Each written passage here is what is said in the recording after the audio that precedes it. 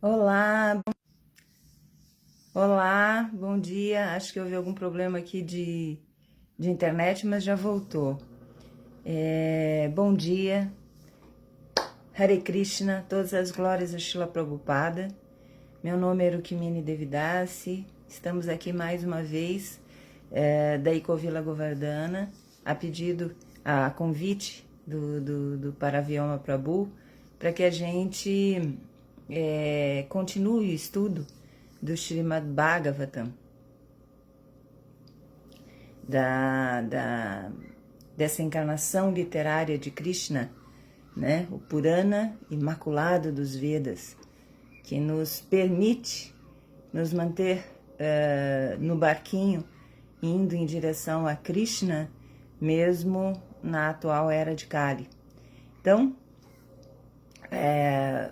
agradeço muito ao convite, é um prazer e uma honra estar aqui com vocês, e a gente vai então começar com a leitura.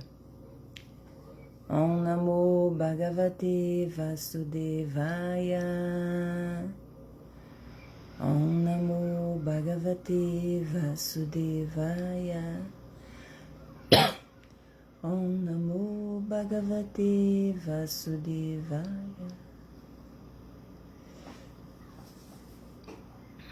Então vamos lá, vamos ler. Nós estamos aqui no verso 24, no verso 28, desculpa, do capítulo 24, que é intitulado A Renúncia de Kardama Muni. E a gente vai, então, hoje estudar este verso 28 do capítulo 24 do canto 3.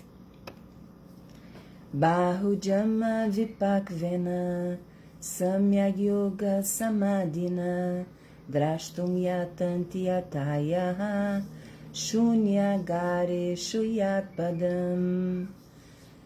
Tradução palavra por palavra. Bahu, muitos. Jama, após nascimentos.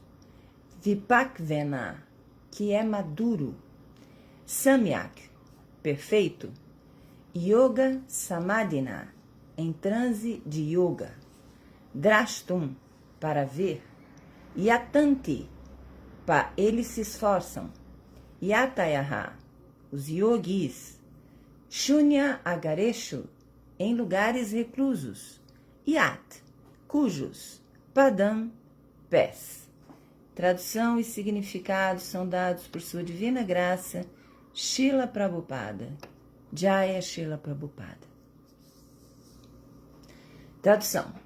Após muitos nascimentos, os yogis maduros, em completo transe de yoga, esforçam-se em lugares reclusos para ver os pés de lótus da Suprema Personalidade de Deus. Significado. Aqui se mencionam algumas coisas importantes sobre yoga. A expressão Bahujama Vipakvena significa após muitos e muitos nascimentos de prática madura de yoga. E outra expressão, Samyag Yoga Samadhina, significa pela prática completa do sistema de yoga. Prática completa de yoga significa Bhakti Yoga. A menos que cheguemos ao ponto de Bhakti Yoga, ou rendição à Suprema Personalidade de Deus, nossa prática de yoga não será completa. Esse mesmo ponto é corroborado no Srimad Bhagavad Gita, Bahunam Jamanam Ante, após muitíssimos nascimentos.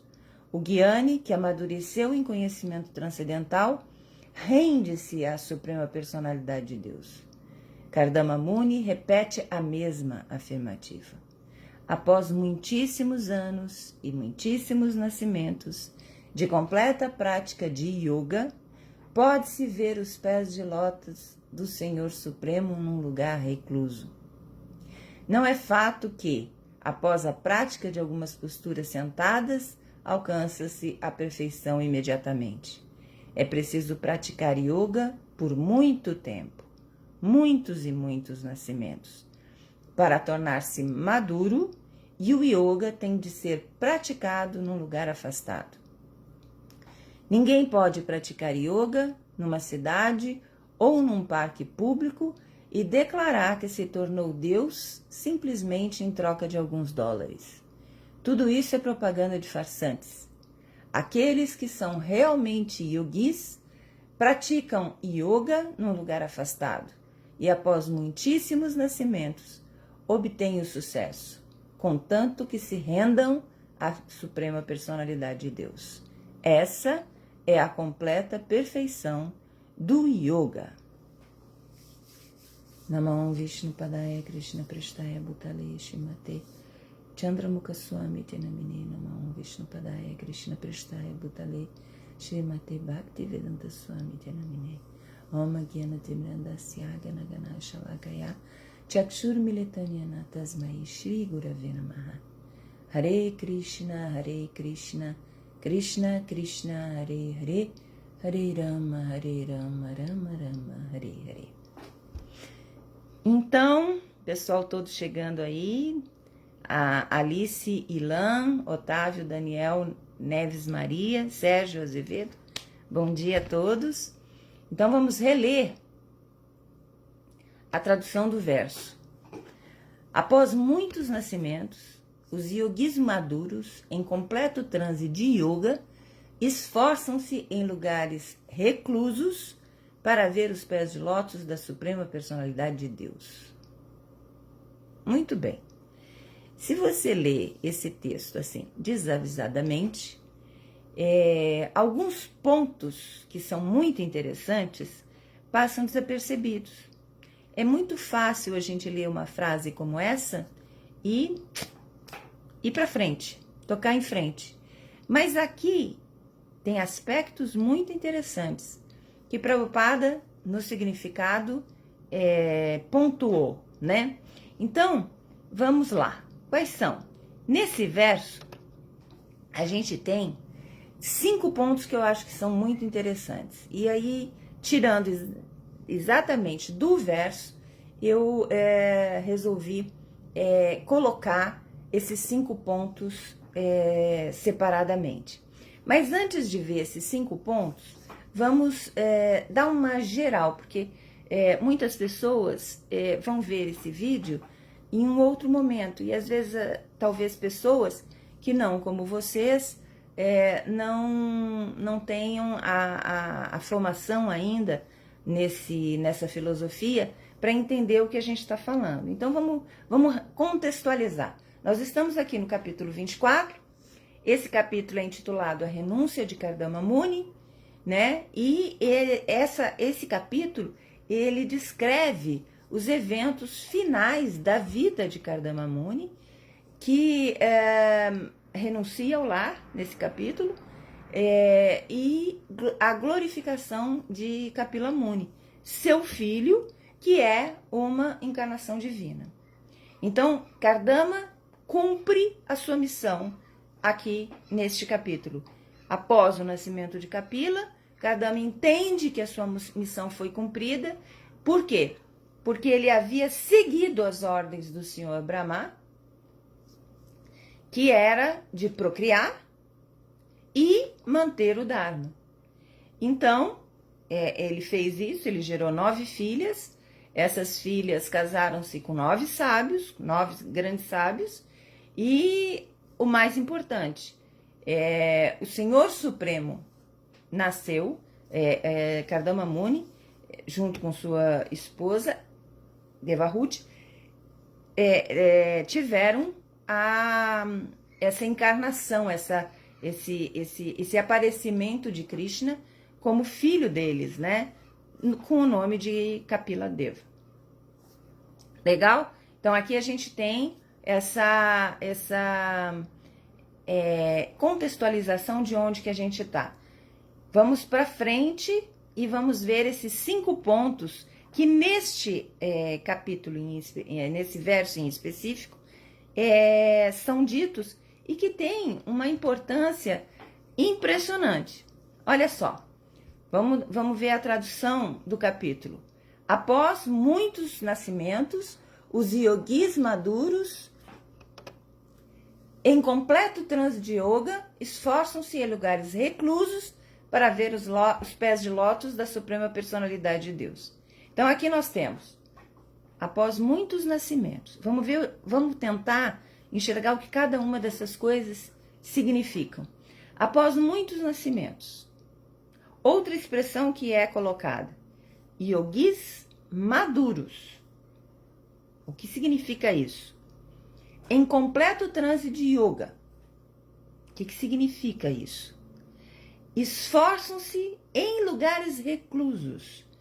O que significa esse lugar recluso?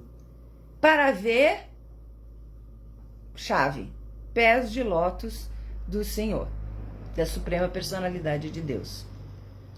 Então, vamos tentar destrinchar cada um desses 5 pontos. Após muitos nascimentos, yogis maduros, completo transe de yoga, lugares reclusos, pés de lótus do Senhor. Muito bem. Após muitos nascimentos, o que será que isso quer dizer para nós? Qual é a mensagem que está por detrás? É que o progresso espiritual não é de uma hora para outra. Ele é gradual, ele é cumulativo. E apenas depois de muitas vidas, e Prabhupada incentiva, não é incentiva, ai meu Deus, a palavra me fugiu. Prabhupada coloca isso de uma forma muito enfática, enfatiza isso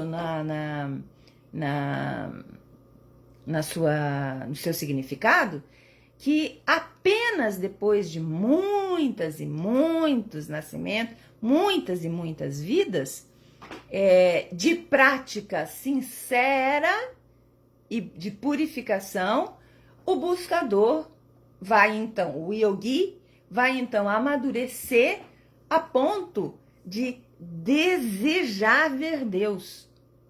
Esse é o ponto.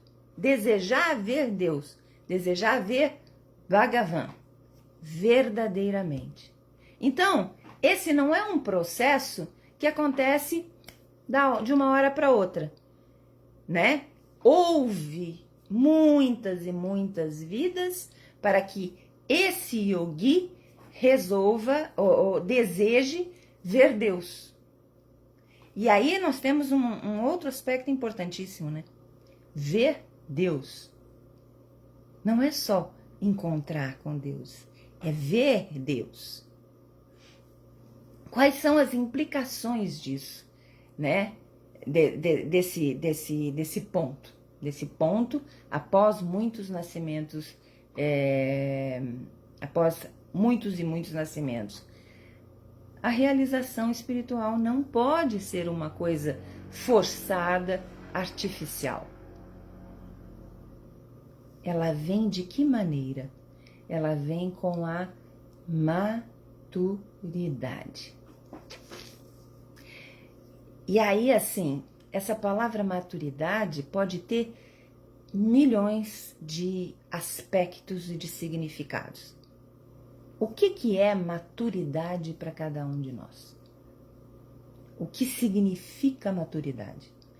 Um dos pontos que quando eu era psicóloga eu gostava muito de enfatizar com os pacientes, com as pessoas que iam no consultório, era que maturidade é a capacidade que a pessoa desenvolveu de adiar satisfações.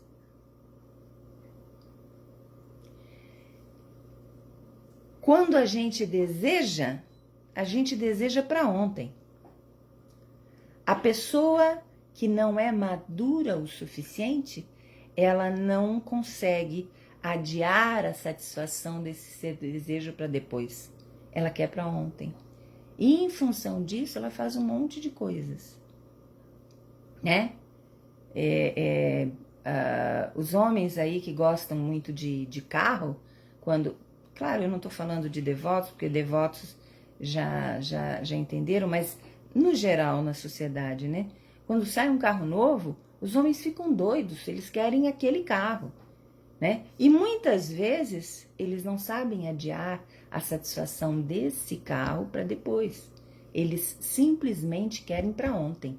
E em função disso, muitas vezes se endividam, fazem uma compra intempestiva, né?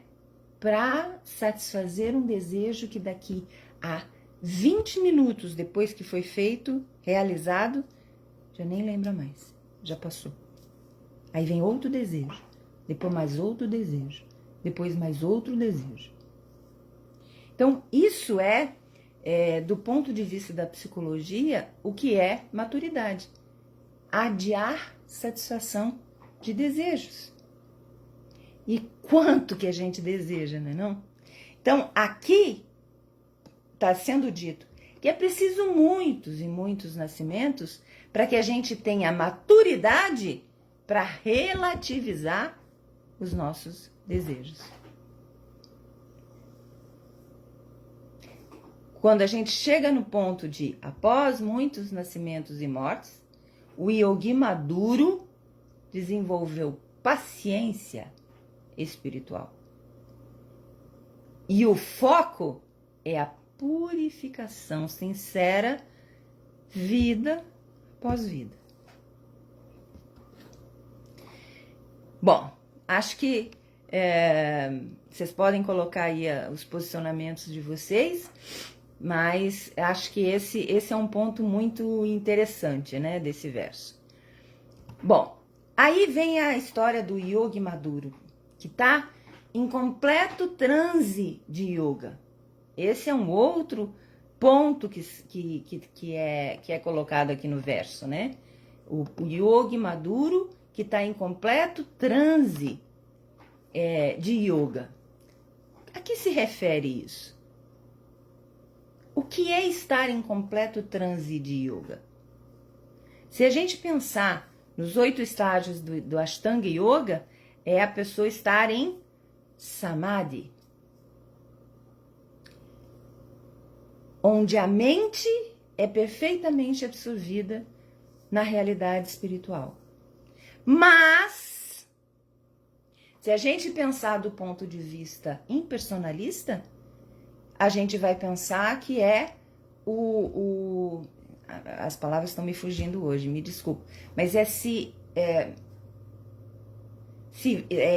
misturar com o Brahman impessoal. Mas o devoto sabe que não é isso. O que é? O que é estar em Samadhi?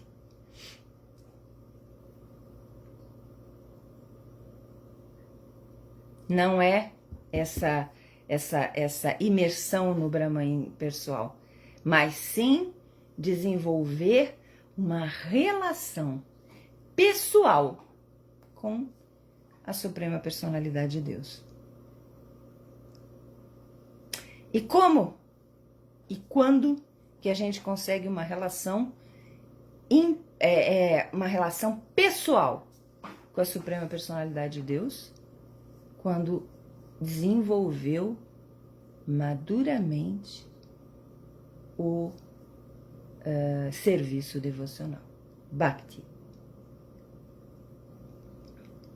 Só quando isso acontece, né? Quando há não a anulação do eu no Brahman impessoal, mas quando eu consigo me relacionar com essa suprema personalidade. Aliás, esse foi o ponto que me encantou e que fez eu me tornar devota. Foi uma palestra do meu Gurudeva, Chandramukha Swami, lá em Brasília, quando ele falou dos 3 aspectos da verdade absoluta, né? E aí Deus é a suprema personalidade de Deus, Deus é Paramatma, é suprema personalidade. Deus Brahman, desculpa, tô trocando aqui. Deus Brahman, Deus Paramatma e Deus Suprema Personalidade. Essa coisa de Deus Brahman, energia, luminosidade e tal, eu entendia. Deus Paramatma no coração, quer dizer, Deus está no coração de todos os seres. Eu também conseguia entender intelectivamente isso. Mas quando ele falou da cereja do bolo, Deus, a suprema personalidade de Deus, Deus Bhagavan, e com essa, e só aí que eu consigo me relacionar com ela, porque eu só consigo me relacionar com a suprema personalidade. Enquanto eu não tenho um serviço devocional puro o suficiente, eu não vou ver Deus. Eu não vou me relacionar com Deus. E aí, o outro ponto que é colocado nesse verso, que eu acho bastante interessante, confundir, Otávio, o que você confundiu, meu filho? Coloca aí qual o teu posicionamento aí, que você colocou confundir. Aí eu não sei. A palavra que estava me faltando. Tá, beleza. E nesse verso também é colocado esse ambiente interior, em lugares reclusos. E no significado, o Prabhupada coloca isso, né? Que não é possível. Então, mas acontece que esses lugares reclusos não são apenas geográficos. Porque você pode estar numa floresta, numa caverna, e não estar Beleza, obrigada. Obrigada, Otávio, é isso mesmo, a palavra que me faltou. Eu posso estar num lugar recluso e não estar em conexão, em ligação iógica com Deus. Posso estar, simplesmente. Então, o que é, além o que significa essa coisa do lugar recluso? Simboliza mais a interiorização da consciência, ou seja, o abandono da distração sensorial. Porque no meio da confusão do mundo, sabe, Prabhupada coloca, fazer algumas posições, alguns asanas em yoga, e depois dizer que é Deus, isso é uma farsa. Isso é uma farsa. Porque não houve essa capacidade relacional com Deus, né? O verdadeiro buscador, ele se volta para dentro e rejeita todas as superficialidades sociais e materiais. E qual é a implicação de você fazer essa introspecção? Fazer de você esse lugar recluso, né? Claro, fazer de você esse lugar recluso significa você se afastar das coisas que fazem os teus sentidos pulularem, né?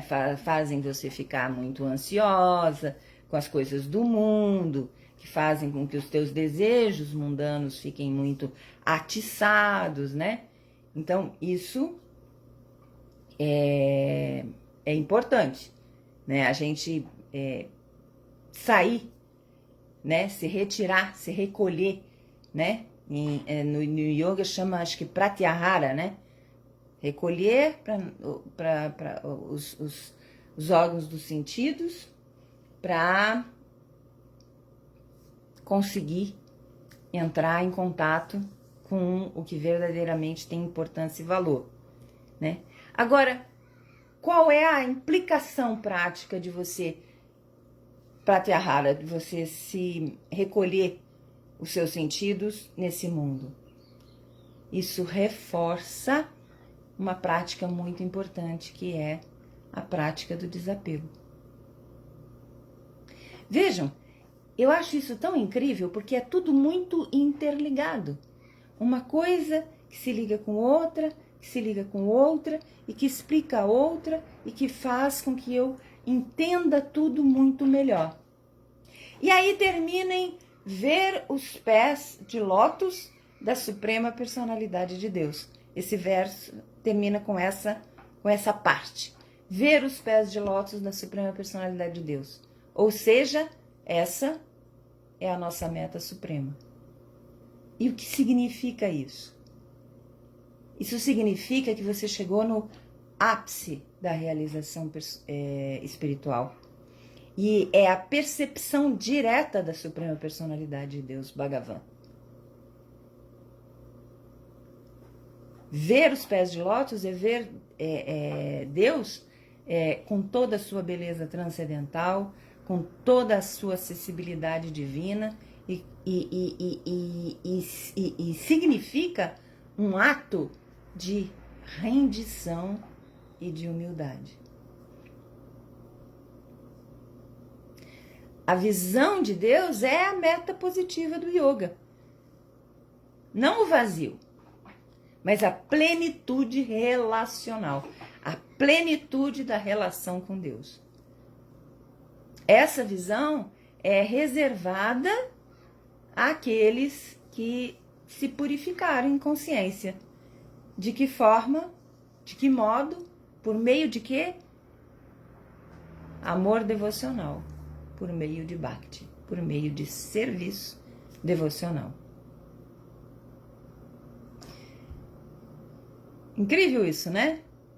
Então esse verso, vamos ler ele de novo, para ver se a gente falou tudo que tinha que falar dele. Esse verso diz o que então? Após muitos nascimentos, os yogis maduros, em completo transe de yoga, esforçam-se em lugares reclusos para ver os pés de lótus da Suprema Personalidade de Deus. Incrível. Na Bhagavad Gita, isso é corroborado. A gente tem aqui o verso 47 do capítulo 6 da Bhagavad Gita, capítulo 6 que fala sobre Dhyana Yoga, e nesse capítulo, olha só o verso, o que diz. E de todos os yogis, aquele que tem muita fé e sempre se refugia em mim, pensa em mim dentro de si mesmo e me presta serviço amoroso, é o mais intimamente unido a mim em yoga e é o mais elevado de todos. Esta é a minha opinião. Incrível, né? Bom, vocês têm alguma colocação a fazer?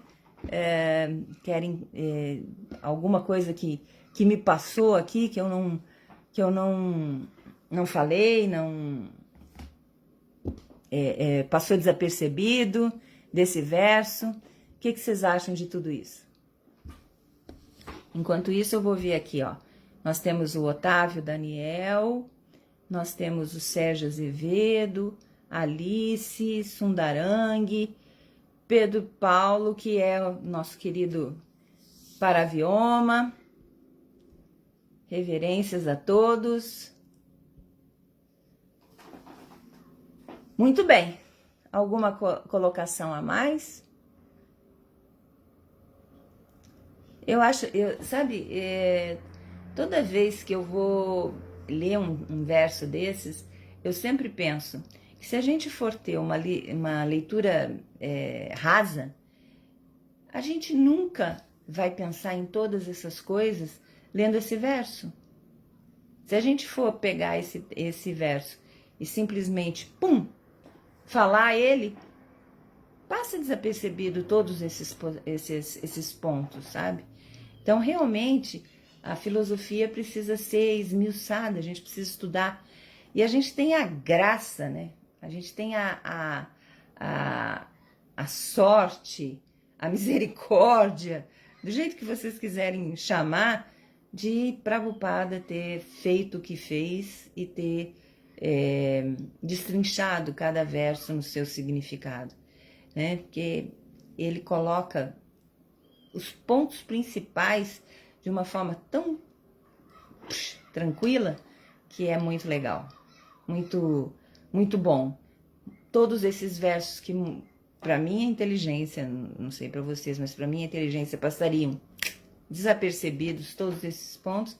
Prabhupada vai lá e, ó, é isso, ó, é isso, ó. Tá vendo, tá vendo, tá vendo? Otávio, a senhora explicou muitíssimo bem o verso. Tem um detalhe que também é muito importante. Quando Shri Krishna diz, esta é a minha opinião, isso é no Bhagavad Gita, né? Isso significa que devemos ler, reler, pensar, refletir e praticar. Pois se é a opinião de Deus, só os tolos preferem não segui-la. Concordo em gênero, número e grau, Otávio, com você. Exatamente. Né? Quando Krishna diz isso, essa é a minha opinião, e ele diz isso na Bhagavad Gita, né? Esse é desse último verso que eu li, que corrobora com o verso que a gente estudou, que é o verso 47 do capítulo 6 da Bhagavad Gita, né?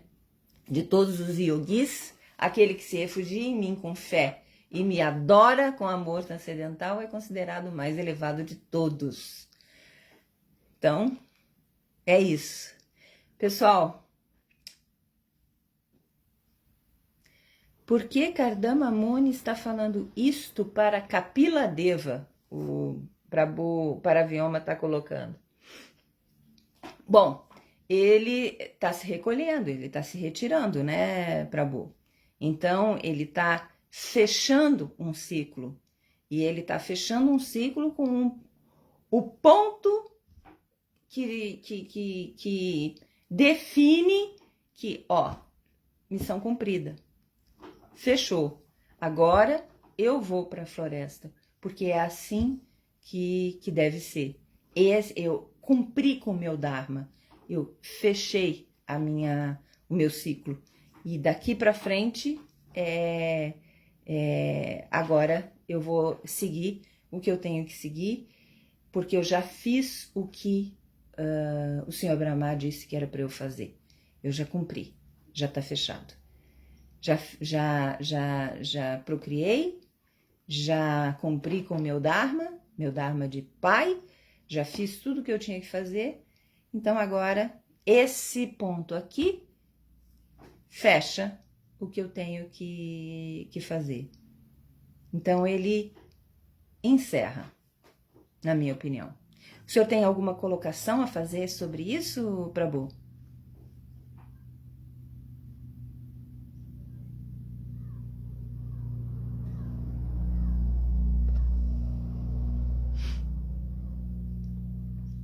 Além desse aspecto de fechamento, né?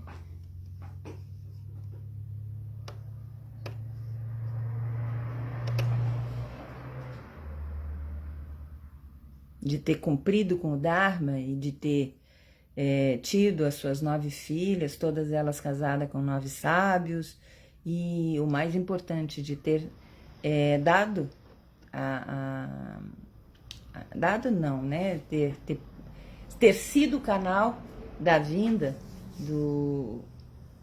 da Suprema Personalidade de Deus.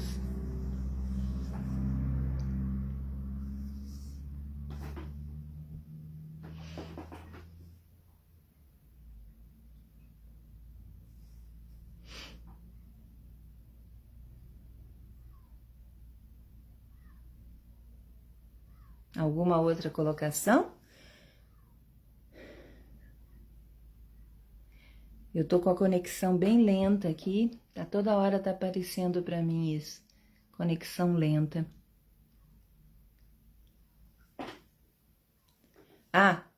Prabhu Paravyoma colocou, ele está grato por Kapila Deva ter aparecido como seu filho. Sim, é verdade. Exatamente, ele está... porque, vou te falar, viu? Que misericórdia a pessoa ser capaz de ser pai da Suprema Personalidade de Deus, né? É porque realmente é um ser que chegou num nível muito alto, muito forte para isso. Então é isso, pessoal. Muito obrigada por mais essa oportunidade de estudos. Nos encontramos numa próxima vez, se Deus quiser, se Krishna assim o permitir. Todas as glórias a Srila Prabhupada. Hare Krishna.